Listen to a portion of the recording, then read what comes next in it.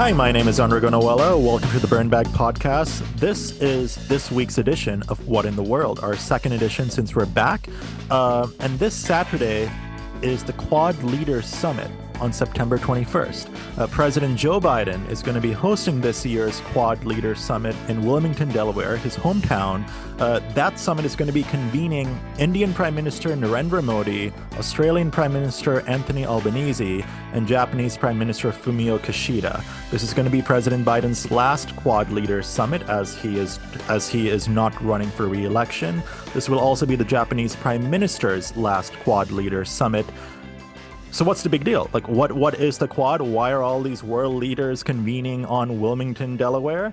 The Quad is the Quadrilateral Security Dialogue, commonly known as the Quad, and it is a strategic security dialogue that Australia, India, Japan, and of course the United States are part of. And many people who may not be experts on the Quad have many different opinions on what the Quad is, why the Quad is, how the Quad is, not to quote the Avengers Endgame. But to explain the Quad and what it is, I have brought on my friend and colleague Aman to join me here today. He is an adjunct fellow at the India chair of CSIS and a board member of Young Professionals for South Asia Policy. Aman, thanks for joining me here today. Thanks, Andre. I'm a fan of the pod and happy to be on. Thanks, I appreciate it. So Aman, what is the Quad? What is the Quad for dummies, basically? Like, how do you explain the Quad? Right. So the Quad is at its core a grouping of four countries: India, Australia, Japan, and the United States. It's the four large democracies of the Indo-Pacific. And the idea of the Quad has been that if these four countries can come together and work together to set up, some kind of regional order or regional support system for other countries in the Indo-Pacific, that these four countries have the maximum capacity and gravitas and strength to be able to do that. This is an idea that goes back to the start of the 21st century when, Shinzo Abe really famously kind of called for these four countries to engage together. And there was a first kind of iteration of the Quad. They've met once before. Their origins are just really, really interesting. The Quad came about as a reaction to the 2004 Indian Ocean tsunami. So it was these four countries that had capabilities, resources, and, just a rapid reaction that they were able to provide in the aftermath of that tsunami that brought these four countries together initially. And then they had one meeting in that period where the Quad existed between 2006 and 2008. China was very upset about that. And what essentially ended up happening at that time was that Australia, given its own bilateral relations with China, decided to no longer hold or no longer express any interest in participating in the Quad. And that's when the Quad the first iteration of the Quad existed and quickly kind of dissipated. I think since that time, since about 2007, when, the Quad kind of died for the first time, strategists in all four countries have been thinking about reviving it, resuscitating it, seeing the value in these four countries, doing things together for regional benefit. But it really wasn't until 2017, where in Manila, hosted by Japan, was when the Quad kind of re-met for the first time at a working level. This wasn't even at a ministerial or a presidential leaders level. It was at a small working level, but it allowed the Quad over the last 5 or 7 years, right? 7 years. Gee, Yeah. that was back in like the middle of college for me. Right. Scary. So 7 years, right? It's allowed the Quad to kind of grow and expand and deepen its collaboration and rise, right? As you've kind of pointed out, that this is four world leaders getting together. It wasn't always this way. It was hard to get leaders to commit to this kind of a meeting, but now it's been happening annually since 2022. And it's sort of seen as one of the most important regional architectures among other kind of 4 or 5 country groupings, 3 country groupings, trilateral, quadrilaterals that exist in the Indo-Pacific. But I think it's the sheer proximity and closeness that all 4 countries share with each other on a bilateral basis, and then the ability for them to pull together and do things on a quadrilateral basis that makes it so compelling. And I think it's really interesting to see that, as President Biden and Prime Minister Kishida leave office soon, these 4 leaders are traveling to President Biden's hometown and bidding him and Kishida a farewell and hosting one last hurrah while keeping their eyes on the future to keep this going. Yeah, and you mentioned, there now is the commitment by these leaders to actually meet. And there is a commitment to meet in Wilmington, Delaware, of all places, as opposed to, Delhi or Washington, D.C. Not that I am hating on Delaware, but Delaware is a great place. But you mentioned with that first iteration of the Quad that came up after the 2004 Indian Ocean tsunami, you mentioned that China was upset. Now, sometimes you'll see these remarks, these quotes that'll sort of call the Quad the Indian Ocean sort of NATO, the NATO for the Indo-Pacific, Asian NATO. Uh, what are your thoughts on sort of that take? Yeah, Is it wrong? Why is it it is wrong? it is it is wrong. The Quad is not a security centric grouping. It is not. It has elements that involve maritime security or maritime cooperation, but it's not an exclusively security driven organization. And I think that's on purpose. I think you saw even in that first time there was concerns about Australia expressing at that time, the leaders at that time between 2005 and 7, expressing concern that they wanted to keep the military issues out of it. And they wanted to focus on peacekeeping and economic initiatives within the Quad before Australia kind of fully killed it. And then you've sort of seen a desire on part of the Quad countries to articulate a vision for what they want to bring to the Indo-Pacific that goes beyond just security. And I think that's an important kind of differentiator from anything that exists like a mutual defense alliance treaty organization like NATO is that first, unlike NATO, all 4 of these countries are not treaty allies. 3 of them are. The United States, Japan, and Australia are treaty allies with the United States, but India has no formal treaty alliances with either of those 3 countries or with any country for that matter. And secondly, they the idea that the Quad can sort of provide regional benefits is come about as a reaction and an understanding to what the region is looking for, right? You've sort of seen that the resurgence and rebirth of the Quad came shortly before the COVID pandemic, and so you saw the Quad countries respond with a vaccine initiative. Sort of seen critical and emerging technologies become a key part of sort of how countries think about both, their development and their national security.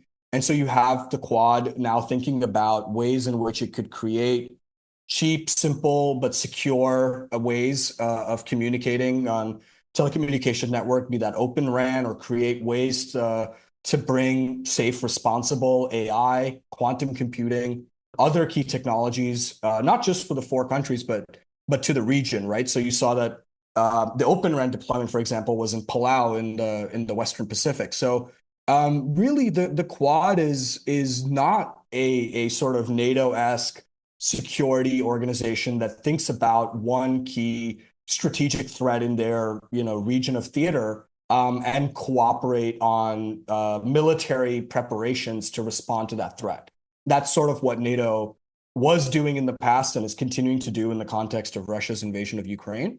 But the Quad's ambit and its focus areas are so much broader, and that security cooperation, especially in the maritime domain, is but one part of sort of the waterfront that it covers. So how is China reacting to the Quad nowadays? Since 2017, how has China viewed the Quad? What sort of what has been the tone and the tenor of the public statements that have come out from the Chinese government about the Quad? Do they sort of see it as a threat? You know, as you mentioned, right, it's not a centrally security related partnership. There are so many other sectors, initiatives, including on public health, for example, as you mentioned, the COVID vaccine drive as well. But how does China view the Quad? Well, remains suspicious of the Quad, right? It sees groupings like this, and it's not just the Quad. I think it sees other groupings like, the US's efforts to bring Japan and South Korea together. Sees all of these efforts, bringing sort of some of these regional players with shared interests and shared values together as an effort to contain its rise. That's kind of continued to be how China sees some of these regional dynamics, that it's not a participant in playing off. And that's a common complaint by the Chinese, right? That if there are topics that are being discussed that are affecting Chinese interests, then China deserves to be in the room. That's a fair and logical argument, but it rings hollow when China has its own, trilateral, quadrilateral, minilateral arrangements with other countries that affect, maybe India, Japan, the United States, Australia, but those countries aren't part of those regional groupings that China has set up. So, I think China sees any sort of regional architecture that it's not a part of currently, and especially one that's being driven by countries that it has some sort of competitive element with it. India being one where there's a military competitive element, that there's a standoff on the border with the United States. There's an ongoing strategic competition underway with Japan and Australia. It's had its own share of disputes ranging from economic to technology to military. So it sees, these countries getting together, even if it's not about China, as being about China. And that's sort of the vantage point that they take and respond with. And it's in their interest, right, to then spread information like the question you asked previously, that is this a Asian NATO? Is this an exclusionary security-based organization that's destabilizing Asia by bringing, four countries together in an attempt to gang up against one? That's a narrative that helps China quite a bit. But the Quad, is actively not doing that and is seeking to instead be a platform where these four countries can discuss regional issues and topics that are affecting all four of them, and then do things together that not only help the four of them advance their interests, but also give some, either developmental or economic or even security boost to others in the region within the Indo-Pacific. And you see that, right, with we discussed the vaccines. You see that with education. They set up a Quad STEM fellowship to focus on the education qualities, so that these fellows who can come and study in the United States then get to go back and build new great things on the technology side in the Indo-Pacific that could then help the people there. So that's very much sort of the clash of visions, where China kind of painting what it sees as a big bad threat, and the Quad countries trying to articulate and insist that what they're trying to do is serve as a grouping for the four of them to discuss shared interest and to provide public goods or public benefit to the wider region, and advance ultimately this mantra that they've come together on, right, which is a free, open, and inclusive Indo-Pacific. That's sort of what they hope to create by bringing the four Quad countries together. And keyword inclusive, as you say. So, when we look at the Quad member countries and the relationship of the US to each of those, the US is a treaty ally to Japan. The US is a treaty ally to Australia. But as you mentioned earlier, India doesn't really have any formal allies. And for those who are sort of familiar with Indian foreign policy, India's foreign policy has always been sort of dictated by this sort of autonomy versus alignment, that sort of push and pull. Uh, and I'm really curious, especially drawing on your own expertise, as our audience probably knows from my introduction of you.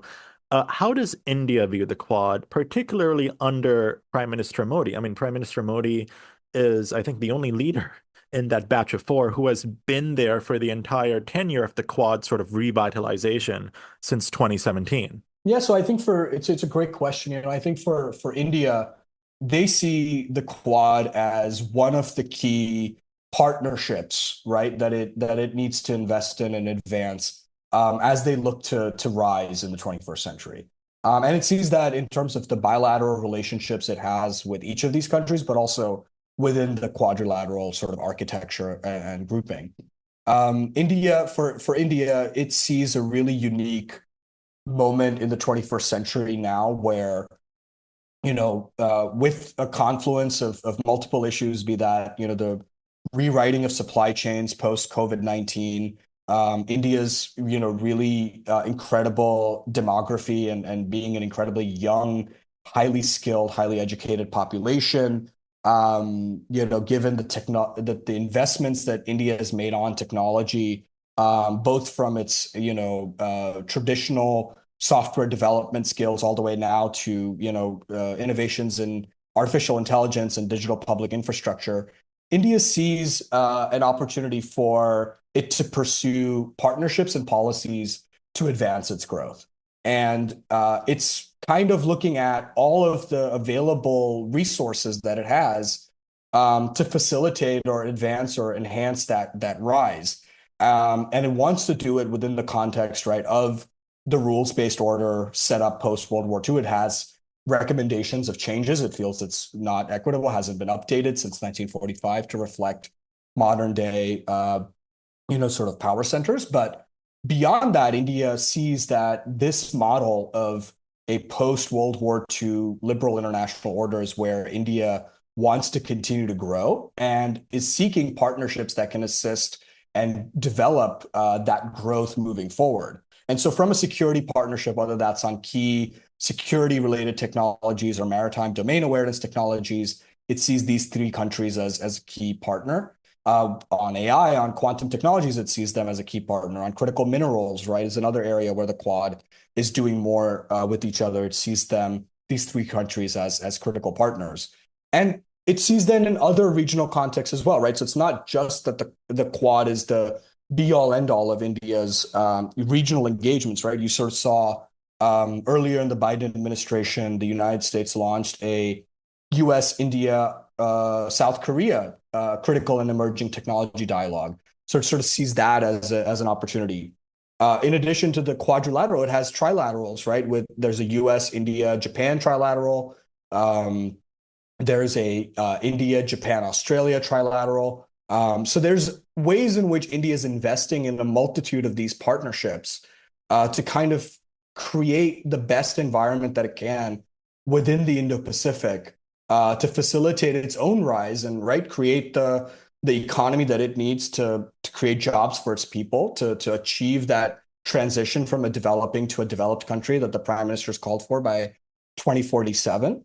And to advance a vision for what the region and maybe the world should look like through some of these partnerships, right? It's advocated for a more inclusive and equitable order, speaking up for global South countries. It's doing that through all of these forums, be it the Quad, its G20 presidency last year, through its chairmanship of the Global Partnership for Artificial Intelligence, or others, right? So the Quad is one of these approaches that India has on its foreign policy to achieve sort of broader objectives that it's outlined and that have stayed the same for a long period of time. So then one will look at sort of India's participation in the Quad, view the member countries, see the democratic countries that are all members of the Quad.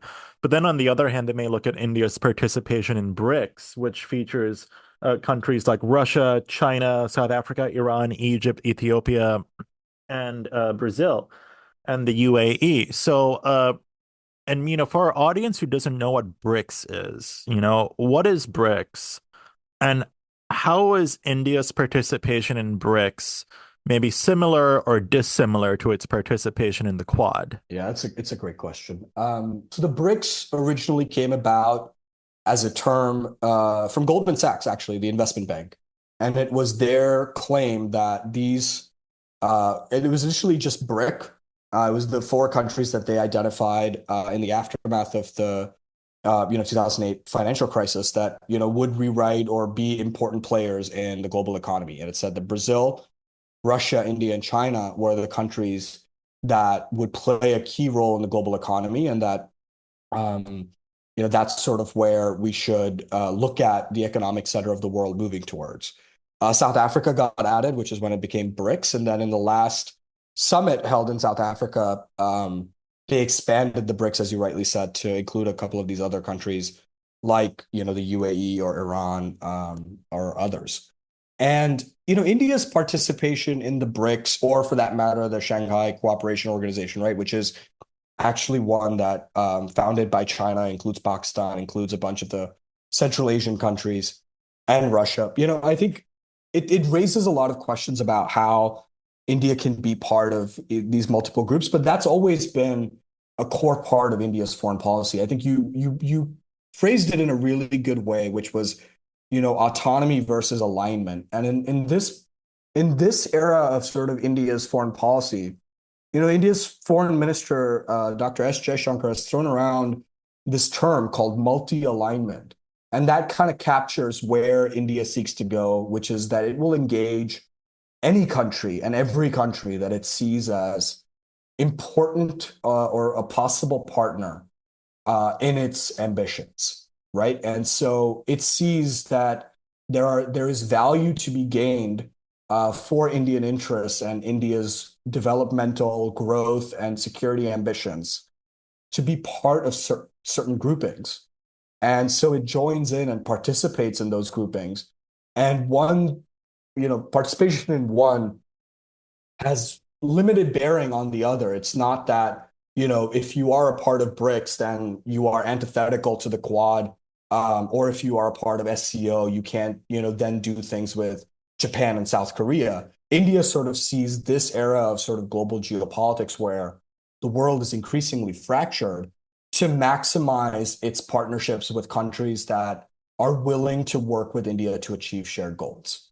That's tended to be the mantra coming out of South Bloc in New Delhi, right? And so you sort of saw that in terms of how India brings in different kinds of countries. For example, in its G20 presidency, bringing in the African Union, for example, and facilitating a place for them to be on the table, or working with a whole host of countries to create this India, Middle East, Europe economic corridor, right? So it goes through India, UAE, Israel, all the way up to Europe, and trying to take advantage of what was pre-October 7th, an ongoing, defrosting of relations between Israel and the Arab world.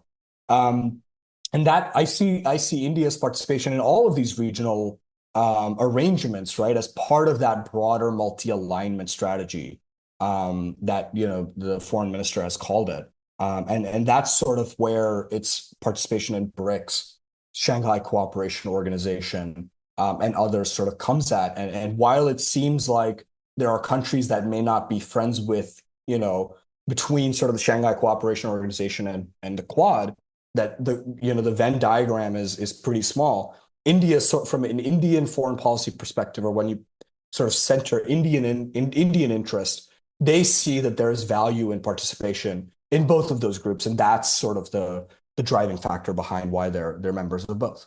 So, as you know, the foreign minister Jai Shankar, external affairs minister, sorry, Jai Shankar, stated, right, India is seeking this foreign policy of multi-alignment. And as you said, right, like they want to participate in all of these organizations, these different multilateral frameworks, and so on. But therefore, though, is there a hesitation, to participate on certain initiatives or to, support certain goals held by the other three countries in the Quad? Because again, as I mentioned, the US is treaty allies with Australia and Japan separately. So like, I mean, has there ever been this hesitation on like Modi's government in participating or maybe doing other things with the Quad that perhaps the other member states would want to do? Yeah, so I think, we've had in some of the literature or in some of the commentary that's come about, about the Quad, that describes India as the pacing kind of partner, or who keeps the pace fast or slow. The tempo of the collaboration is really driven by India. And I think part of that has to do, right, with some of India's traditional foreign policy approaches, that there are areas that it will not go into, anything that involves mutual defense or formal treaty relationship. But India also is very attuned to the fact that it has a different outlook on some of the regional developments than some of its partners, right? Or not even necessarily a different outlook, but just different metrics or different, variables that it has to manage compared to some of the others. Unlike, the other three Quad countries, India shares a border with China. Unlike the other three countries, India has lost troops, in sort of standoffs against China. Um, I think there's those kinds of considerations that come about. Unlike I think some of the other three countries too, India is at a very different developmental, it's at a different point in its developmental journey compared to the United States, Australia, and Japan, right? It's got a much more different sort of trajectory ahead of itself in terms of how it develops moving forward than those other three countries. And so India's unique kind of outlook on how it sees its current challenges and opportunities and how it sees that changing over the course of the next decade or two also, I think, contributes to sort of how and when and why it pursues certain collaborative opportunities within the Quad versus it doesn't. So I don't think it just has to do with, either concerns about China or being part of multiple regional groupings, and so wants to kind of slow down certain types of cooperation. But I think India is sort of a bit of a unique player within that Quad grouping, right? Because it's at a different developmental point in its journey. It's at a different sort of security dynamic vis-a-vis some of the key players within the Indo-Pacific. It has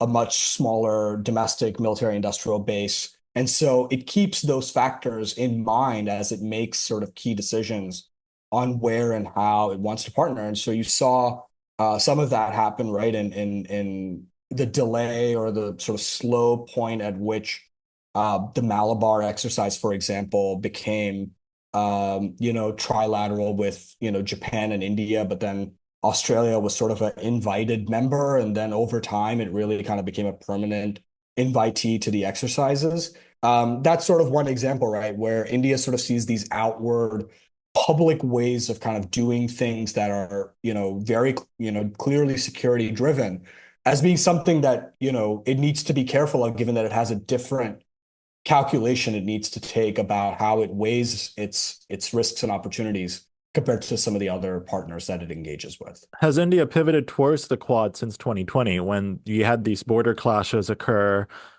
between India and China? Has there been a pivot towards the Quad since that, or am I looking at it wrong? I think it's been a continuation, right? And I think there's been an sort of at its 2017 to 2020 to onwards, there's been sort of an increase in tempo. Are there, certain things that, because of what happened with China on the border, that, India was looking to additional partners more and more so? I think yes. I think that even with the United States on a bilateral basis, even with Australia on a bilateral basis, where, since 2020, they've signed sort of an interim free trade agreement.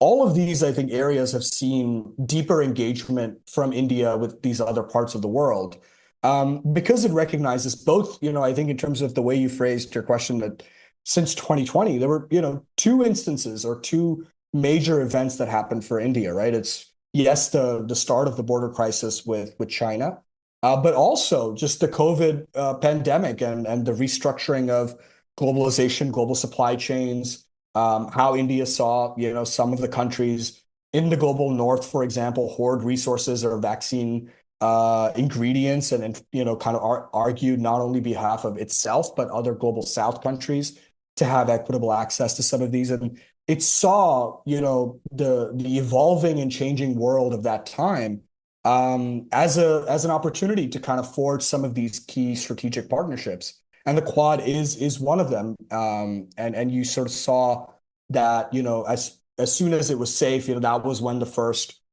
Quad leaders meeting kind of took place, was shortly after 2020, when, I believe there was a virtual Quad leaders meeting first, and then at the White House, when President Biden hosted them, was the first time that they met in person. And so that, again, the increase in that tempo also comes from the reaction that India has had to the events that have transpired since the turn of this decade. So how have successive U.S. administrations sort of viewed the Quad? Like, for example, like since the revitalization in 2017, how did the Trump administration, sorry, view the Quad? Yeah, it's a great question. I think the Trump administration has taken and has been given a lot of credit, I think, for bringing the Quad back.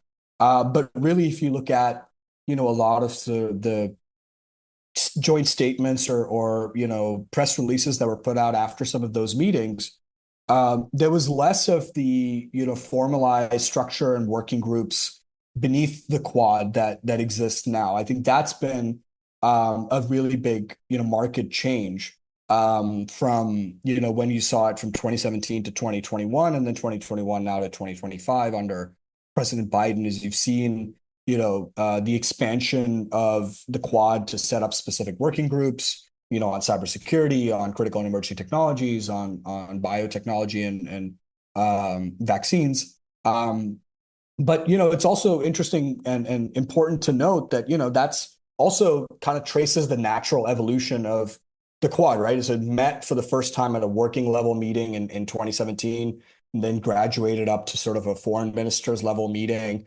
then kind of by 2021 had reached a leaders level summit. And so, as President Trump sort of continues to be a candidate for the president, his outlook and what a possible future Trump administration could do might be different from what they did in that first term, partly because the Quad has come such a long way over the last 7 years. And the infrastructure or these varying levels of working groups that it will now inherit might see that the Quad do things in those domains that it may not be doing or may not have done during the first Trump administration. So it's not like, say, we have a second Trump administration that Trump will roll back, on some of these working groups and some of these issues, these accomplishments, or would he? Like, would there be more of like a prioritization on like issues that are not, for example, like climate change, public health, etc., or would there be like a continuation, perhaps? Yeah, well, I think there would be a reprioritization, right? So as you said, climate change is probably not going to be of much importance to President Trump or his administration. Similarly, public health or other softer issues on the developmental side may not be as important. But critical and emerging technologies and sort of maritime security issues might still be an area where the Quad continues to do more.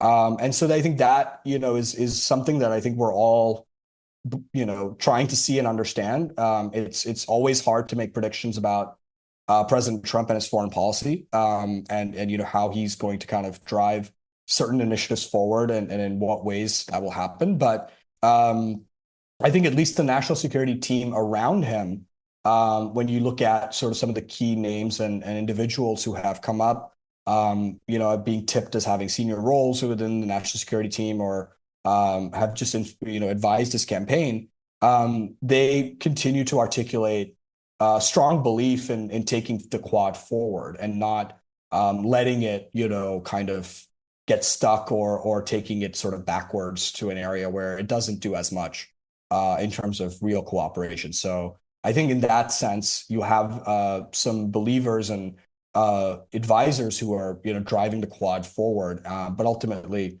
we won't know until we know. Yeah, and I think, when we look at the evolution of the Quad, I think it's really interesting to just observe how this has now transitioned into a leaders level type of organization from the working level to the ministerial level to now, you're having the four leaders convening in Delaware this Saturday. And you also, have a lot of these sort of public goods types of initiatives. For example, the vaccines, distributing 500 million vaccines throughout the region. So, as we look ahead to Saturday, this Quad meeting coming up, what have been the Quad's priorities, over the last year? We had a ministerial meeting between I think the foreign ministers in around July. Uh, what's the Quad been doing over the last year? Yeah, so I think as we look towards this summit, the one thing right as we've discussed before is that two of the four leaders are stepping off the stage, so to speak, and so there's a natural, I think, expectation that this Quad Leader Summit is going to have some fewer deliverables than previous Quad summits, and some of the work that has happened has been disrupted by democratic processes in each of those four countries, right? So you had India undergo an election, and so there was limited bandwidth on part of bureaucrats and leaders to engage on key issues while it was undertaking its election earlier this year. You'll have an election coming up in Japan soon. You have an election coming up in Australia soon. You've had an election ongoing in the United States for forever, it seems. And so, it's that's been, I think, a contributive factor to why, we're expecting fewer deliverables for the Quad this year. But, still a couple of key, I think, important things that are likely to come out. I think, this is something that has happened in bilateral relations. I think, most famously, sort of in the U.S.-India relationship, we've launched sort of a cancer moonshot. There's expectations that that's something that, the four countries have been working towards and would be ready to announce on Saturday.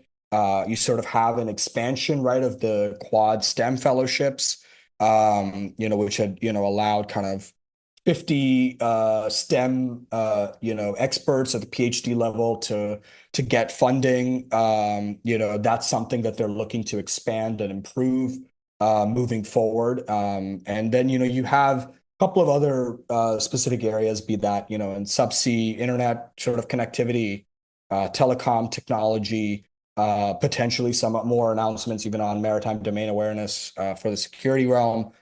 Those may be areas that you see sort of moving forward. But you've had, this Quad meeting is a really interesting one. 2024 was going to be India's year to actually host, but they've, swapped, and India will host in 2025 to facilitate this sort of summit in Wilmington for President Biden before he steps down. And, that's another reason why you've kind of seen some of these deliverables get shaped up in ways that are different, is because you've had a lot of back and forth on the scheduling of the summit, on where it would be held and who would host it, as well as I mentioned, the democratic exercises in each of these countries. So, you mentioned a couple of big things that could be announced. So I mean, do we sort of view this Quad Leaders Summit as sort of like a season two finale? Or do we sort of see it as like a season premiere, like in one way we may be like recapping a lot of things that have been worked on, but like do we expect like anything like huge for things that are going to be worked on? You mentioned the Cancer Moonshot, of course. But I mean, like what's your sort of take on, how this summit will be viewed then?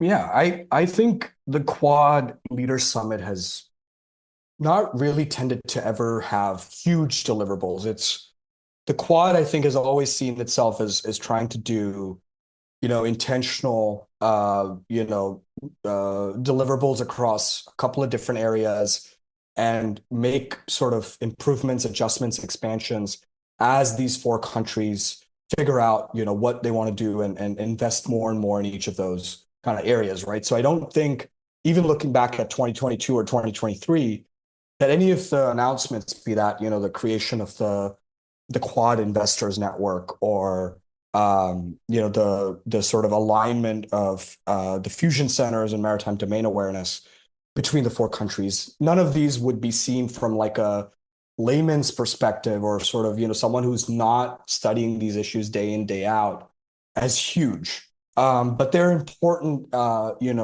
areas of collaboration for each of those four countries to continue to deepen trust, to continue to kind of understand how each of these four approaches and issues set, ranging from health to AI to security to advanced technology, differently, and allows them to kind of create specific targeted deliverables that they can take forward. And I think that's been the Quad's MO since, it's come around since 2017. And I think you'll continue to see that at this summit, as well as I think in the future. So I think you may get something that feels like you said, like a season ending, given that there will be pomp and circumstance for the farewells of two of the four leaders.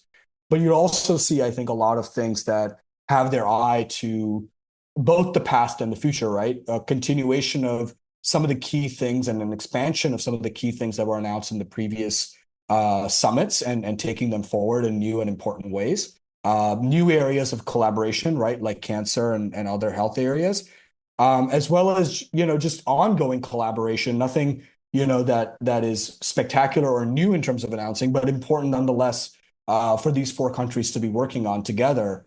And so I think that's where you'll see the Quad kind of come together. So it may not be the most exciting summit beyond sort of the pomp and circumstance of seeing the four leaders together and a lot of personal bonhomie being shared, especially with statements likely to be made about two of the four stepping down from office. But I think some of those collaborative elements, even if they don't necessarily, when you read the joint statement or read some of the things that they're doing, seem huge, as you said, they're still important interventions and important signals to other countries in the region about what the Quad is prioritizing and where they see the four countries together see their vision as part of, like I said, the free and open Indo-Pacific, how these specific tactical announcements fit into that broader vision. So as we round this conversation out, Aman, I mean, what are some of the biggest sort of myths that people have about the Quad that maybe sort of general foreign policy folks will have about the Quad that you've sort of heard that we haven't talked about? Yeah, and Andre, I don't mean to call you out on this, but one thing that I'll say is that the Quad isn't called the Quad Security Dialogue or the QSD, right? It's just the Quad.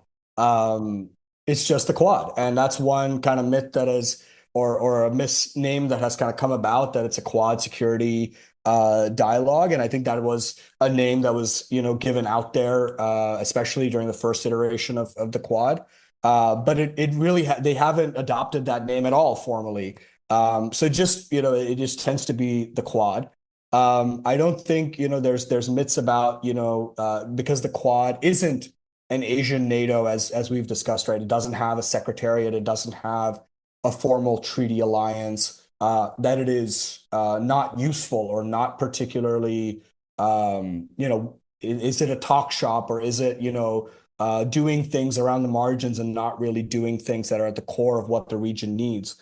I think those are less myths and more sort of, criticisms that we've heard about the Quad. And I don't think that it's right to dismiss them entirely. But I also think that, they come from a specific perspective of wanting the Quad to fit into some sort of vision that someone may have about, what an institution or a regional grouping ought to look like. And when it doesn't share that kind of shape, structure, and outlook, that it's a bad thing. I don't think it's necessarily a bad thing. I think the Quad, despite not having a formal, architecture or not having a formal secretariat, still does real collaboration and engages on a multitude of issues. I think some of their deliverables, could they be more expansive? Could they be doing much more given their resources and the ambitions that they've articulated in the rhetoric of what the Quad should be? Absolutely. But I also don't think that not meeting some of those expectations means the Quad serves no utility or is only a talk shop. I think the Quad, the best way that I can put it is the Quad is what it is. It's a regional grouping of these four countries to collaborate across a set of issues that they've decided are important to them. And I think if that's something that provides value to the region and to the four countries, then I think that's a good thing. And if it doesn't meet certain other standards of being an international organization or having a hard security element to it, I don't think that takes away from its utility or its impact. So I think this is not to excuse, like I said, that sometimes the Quad could be doing more and should be doing more, particularly, right? The Quad Investors Network could be doing more to link the private sectors together. There definitely could be a lot more that could be done on critical and emerging technologies. But I don't think I find myself sort of in that middle place, right? Not outrightly using some of these critiques to dismiss the Quad out of hand, but also not kind of overstating what the Quad does. It's not the great big savior or something for the Indo-Pacific, but it's an important regional architecture that these four countries are a part of, and is something that your listeners and others who are interested in foreign policy, defense, strategic issues, or just Asia in general, or Indo-Pacific in general, should read about, understand, engage with, and provide recommendations for what it should be doing moving forward. I think that's where I'd like to sort of leave this question that you asked about, what the Quad is and isn't. No, absolutely. And for our audience, I mean, a lot of folks have heard about the Quad, have heard a lot of noise around the Quad, many different ideas about what the Quad is, how it works, why it exists, and so on. So I hope this conversation with Aman has helped maybe showcase or provided a little bit of an explainer to you all about what the Quad is. But we'll see what happens on Saturday at the Leaders Summit. Even if it's not the most exciting summit in the world, we'll at least get some good photo ops from it of the four leaders. I'm excited to see, Modi's hugs of all the three leaders, especially the Bidens as Biden's lead. Yeah. But Aman, thanks so much for joining me here today. I really appreciate it. Well, it was a pleasure, Andre. Thank you so much. Loved the pod for a long time, and so it's been an honor to be on Burn Bag.